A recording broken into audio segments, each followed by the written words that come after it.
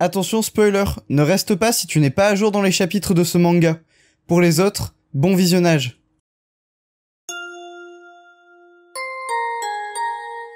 Bonjour à tous, c'est Saliste, et on se retrouve aujourd'hui pour la review du chapitre 349 de My Hero Academia qui s'intitule en anglais Battle Flame, donc en français Bataille enflammée on pourrait imaginer. Ce chapitre fait directement suite au 348 dans lequel Izuku s'était retrouvé face à Toga Himiko qui avait dévoilé ses sentiments à Izuku et celui-ci qui lui donnait sa réponse. Mais avant de passer directement au chapitre 349, je vous invite à vous abonner à la chaîne si mon contenu vous plaît et ainsi qu'à laisser un pouce bleu sous les vidéos qui vous plaisent et à commenter. D'ailleurs, n'hésitez pas à me dire dans les commentaires ce que vous pensez que l'alter du deuxième utilisateur du One for All est, puisque comme vous allez le voir dans ce chapitre, on va beaucoup en parler. Bref, générique.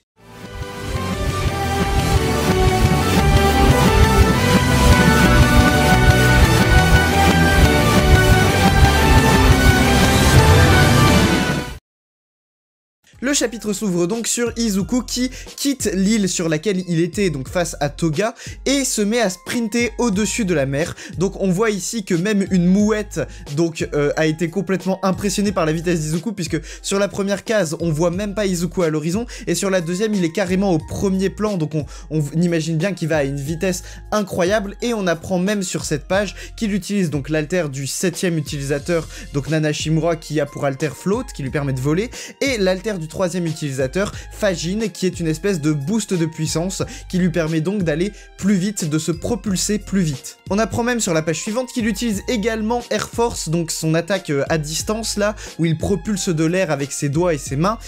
Ici on imagine un peu une imitation, une inspiration de Bakugo qui utilise ça pour se propulser lui-même, il fait des explosions dans les airs pour se propulser. Ici ce sont des explosions d'air littéralement que Izuku crée avec ses doigts pour pouvoir aller un peu plus vite, mais visiblement ça ne lui suffit pas, et comme il le dit, l'alter du 6ème utilisateur, Black Whip, ne pourra pas servir ici puisqu'il n'a rien pour s'accrocher.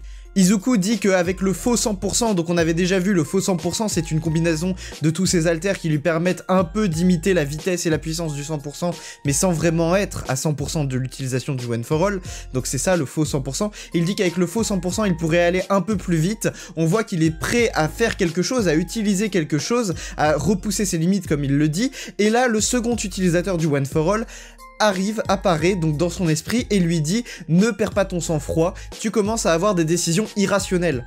Il lui dit également que, de toute façon, son équipement ne pourra pas lui permettre d'utiliser le One for All à 100% sans complètement se briser. Donc Izuku lui dit effectivement que ce serait une mauvaise idée de le faire, puisqu'il a besoin de cet équipement au moment où il atteindra le champ de bataille, donc s'il le casse avant, ce sera complètement stupide. Et ici, le second utilisateur lui dit « Est-ce que par hasard, tu n'essayais pas d'utiliser ma Meta Ability ?» Alors c'est la traduction anglaise que j'ai, donc je peux pas vraiment déterminer ce que c'est Meta Ability, vraiment on n'a pas plus d'indices que ça, on a que le nom de son alter en fait finalement, et Izuku lui dit que oui, il essayait d'utiliser l'alter du second utilisateur, sauf que celui-ci lui a dit de ne l'utiliser qu'en dernier recours.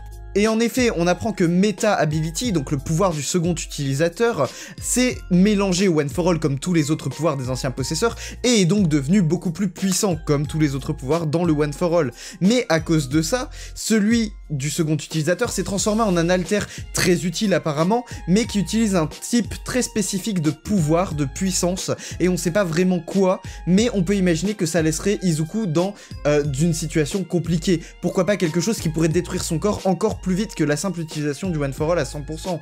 Il dit même également que c'est quelque chose qui va bien au-delà de ce qu'il était avant, et que son alter va bien au-delà de leur contrôle, du contrôle d'Izuku et du second utilisateur. Il lui dit donc « Ne perds pas espoir ». C'est une bataille qui va être déterminante pour l'avenir, tu dois croire en tes amis qui ont leur propre combat à mener, et toi tu dois te concentrer sur ton combat à toi. On retrouve d'ailleurs sur l'île Ochako et Tsuyu qui constatent que Izuku est donc bien parti, il s'est éloigné de Toga. On a Tsuyu qui nous dit que Izuku de toute façon ne pourra pas s'empêcher de penser aux mots que Toga lui a dit juste avant qu'il parte, ce qui bien évidemment va polluer son esprit. On a Toga qui dit qu'elle en a marre d'Izuku, qu'elle en a marre d'Ochako, qu'elle en a marre de Tsuyu, et on la voit tenir la boîte donc qui est à sa ceinture et qui, je le rappelle, contient des extraits de sang, et notamment elle dit « Est-ce que c'est pas vrai Jin-kun ?» Donc Jin qui est le prénom de Twice, donc ici elle pense à utiliser probablement le sang de Twice pour se multiplier multiplier. Et elle nous fait une magnifique phrase, donc sur la page suivante où on la voit en comparaison avec Ochako, où elle dit qu'elle est Himiko Toga, qu'elle n'a pas besoin des héros et qu'elle veut juste qu'ils disparaissent. Et on a Ochako qui lui répond que cela n'est pas possible parce qu'elle va suivre ses propres désirs et que elle aussi, du coup, comme Toga, va faire ce qui lui semble juste en tant que Ochako Uraraka. Sur la page suivante, on revient à Kamino et on peut voir que le ciel est embrasé de flammes immenses qui dépassent la taille des buildings.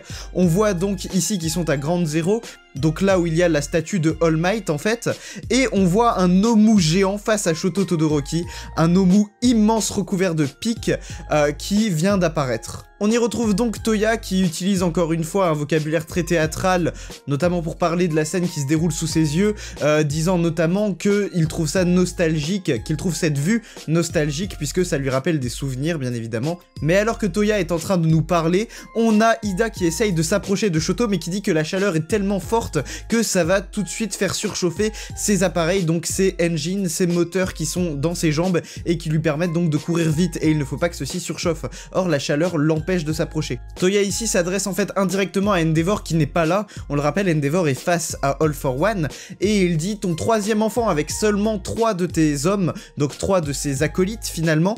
C'est tout ce que tu as trouvé de mieux pour me battre, père. On découvre notamment un des héros qui, me semble, on avait peut-être déjà aperçu, mais on n'a pas vraiment de détails sur lui, un espèce d'homme momie qui peut contrôler des bandelettes autour de lui, et un autre héros lui dit de rester derrière puisque toute cette chaleur risque de fortement l'endommager, mais celui-ci lui explique qu'il est capable de contrôler quasiment tout, donc on apprend qu'il a un alter de télékinésie vraisemblablement, et qu'il peut rediriger l'air chaud autour de lui sans que celle-ci ne l'atteigne directement puisqu'il le fait tout le temps en permanence.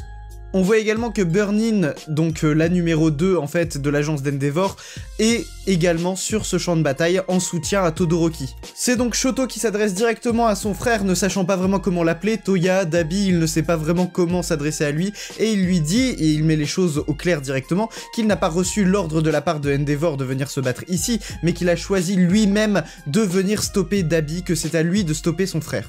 On a d'ailleurs Dabi qui dit dans le détail que cette guerre c'est juste finalement une espèce d'expression, une espèce d'explosion des sentiments de tout le monde, de la rancœur des uns envers des autres, et que tout explosant au même moment, ça a créé cette guerre. Ici bien sûr il fait référence à lui-même, mais il fait également référence à la rancœur que ressent Shigaraki, à la rancœur que ressent Toga. En fait c'est ici vraiment l'explosion des sentiments des uns envers les autres, de la rancœur des uns envers les autres, qui a donné naissance à l'événement auquel on est en train d'assister. Shoto se met donc à poser une question à Dabi, une question qu'on est tous en droit de se poser. Qu'est-ce qui s'est passé après que celui-ci ait eu le fameux accident qu'il a eu? Étant donné qu'il a survécu à cet accident mais qu'il n'était plus sur les lieux, où est-ce qu'il est allé après? Donc je rappelle, l'accident de Toya c'était qu'il n'avait plus le contrôle de ses flammes et que finalement il a brûlé toute la forêt et la famille Todoroki a cru qu'il était mort dans cet accident, mais on sait aujourd'hui qu'il n'est pas mort lors de cet accident. Mais alors où est-ce qu'il est allé? Et du coup c'est ce que Shoto lui demande: si tu étais en vie tout ce temps, pourquoi tu n'es pas revenu à la maison?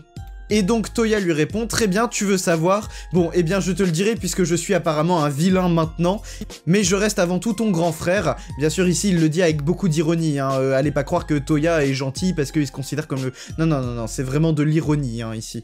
Et il dit: je te dirai tout sur comment je suis devenu Dabi. Et enfin, il conclut sur cette dernière case où il a un aspect complètement monstrueux. Ici le dessin d'Horikoshi est très simplé entre guillemets, c'est juste de simples lignes, il n'y a vraiment plus aucun détail ici. On ressent vraiment toute la monstruosité de Dabi dans un dessin où il a vraiment l'air d'être juste devenu un monstre. Ses dents, on les voit jusqu'à leurs racines. Il a vraiment un visage complètement déchiqueté en lambeaux. On le voit ici sur le côté de son visage où on voit même carrément ses tendons, je dirais, à travers sa mâchoire. Enfin, c'est devenu vraiment n'importe quoi. Et il dit: la raison pour laquelle mes flammes ne se sont jamais éteintes et ont surpassé celle de l'œuvre d'art de papa, la masterpiece de papa. Ici, référence à Shoto. Pourquoi mes flammes ont surpassé les tiennes, Shoto. Et donc tout en bas de la page, on a les origines de ces flammes vont maintenant nous être dévoilées et on apprendra ça probablement dans le prochain chapitre qui sort dans 2 semaines. Donc dans ce chapitre, beaucoup de choses à dire. La plus grosse et la plus importante selon moi, c'est les révélations autour du second utilisateur et autour de son alter finalement. On apprend que cet alter est apparemment extrêmement puissant. On a également son nom, Meta Ability. Alors je sais pas encore comment la VF va le traduire puisque je fonctionne ici avec le chapitre en anglais, mais toujours est-il que ça a l'air d'être quelque chose qui permet à Izuku de changer de forme, vraisemblablement. Une espèce de boost, une espèce de transformation, pourquoi pas. Méta, c'est ce à quoi ça me fait penser. Une espèce de transformation du métabolisme qui lui permettrait donc d'avoir une forme différente. On verra également comment la VF traduit ça. On apprend que, en fusionnant avec le One for All, comme les autres alters l'ont fait, cette capacité, cette méta-ability est devenue extrêmement puissante au point qu'elle n'est plus contrôlable et qu'elle doit servir uniquement en dernier recours. Autant vous dire qu'on va voir ça dans le combat final, hein. C'est sûr que Izuku va l'utiliser soit face à All for One, soit face à Shigaraki. Enfin, vraisemblablement plus Shigaraki pour le coup. Mais on est sûr de le voir dans les chapitres qui vont arriver. Alors, dans combien de chapitres? Ça peut être dans 10, 20 chapitres, comme ça peut être, je sais pas moi, dans 5 chapitres. Je sais pas combien de chapitres il reste à My Hero Academia surtout, mais à mon avis il doit en rester quand même pas mal, il faut le temps de développer tous les combats, et notamment autour de cette attaque précise, cette alter précisément, ça a l'air d'être une énorme dinguerie si Izuku a une transformation. Enfin bref, on verra exactement en quoi ça consiste au moment où on aura le droit de le voir. Izuku se déplace également extrêmement vite, donc on peut imaginer qu'il va arriver d'ici 1 ou 2 chapitres sur son champ de bataille. Cela dit, toujours est-il que, même s'il se déplace vite, il considère ne pas se déplacer assez vite et il pourrait faire mieux selon lui, mais encore une fois, à quel prix ? Notamment à l'utilisation du second alter, mais encore une fois il peut pas l'utiliser. Fajin et Float lui servent à aller plus ou moins vite et à se propulser plus ou moins fort. Il utilise notamment Air Force pour se propulser encore plus et pouvoir se stabiliser dans les airs, mais tout ça n'a pas l'air de suffire. Également, autre information importante, on va avoir droit dans les prochains chapitres, et vraisemblablement dans le prochain chapitre, les révélations autour de Dabi, et notamment qu'est-ce qui lui est arrivé après son fameux accident, parce que c'est quelque chose qui est quand même extrêmement intéressant. Dabi, à ce moment-là, même s'il sombrait dans la folie, était pas complètement irrécupérable. Je veux dire, il suffisait de vraiment que son père vienne le rassurer, lui dise qu'il pourra devenir un héros et tout. Enfin, il faudrait que Endeavor ait changé de mentalité à ce moment-là, et il aurait pu éventuellement sauver Dabi. Mais là, pour le coup, ce qui se passe, c'est que Dabi, on sait pas trop où est-ce qu'il est allé après cet accident, c'est ce qu'on va apprendre dans les prochains chapitres, mais vraisemblablement, il a pas eu les bonnes fréquentations puisqu'il est devenu complètement starbé. D'ailleurs, j'en profite pour vous dire de me suivre sur Twitter, lien en description, qui vous permettra d'avoir toutes les dernières news au niveau de la chaîne YouTube et tous mes avis, notamment sur les chapitres, parce que je parle des chapitres sur Twitter et je dis notamment parfois mon avis, je donne parfois mon avis de manière un peu plus poussée, de manière un peu plus réfléchie et avec un peu plus de recul sur les derniers chapitres qui viennent de sortir. Donc en complément aux vidéos, vous pouvez très bien me suivre sur Twitter et avoir des informations supplémentaires. Le lien est dans la description. D'ailleurs, je suis extrêmement drôle aussi, donc vous pouvez y aller au moins pour rigoler, quoi. Il y a également le TikTok dans la description et le Instagram. Abonnez-vous, laissez un pouce bleu et activez la cloche. C'était Sadist et je vous dis à la prochaine pour une prochaine vidéo. Salut!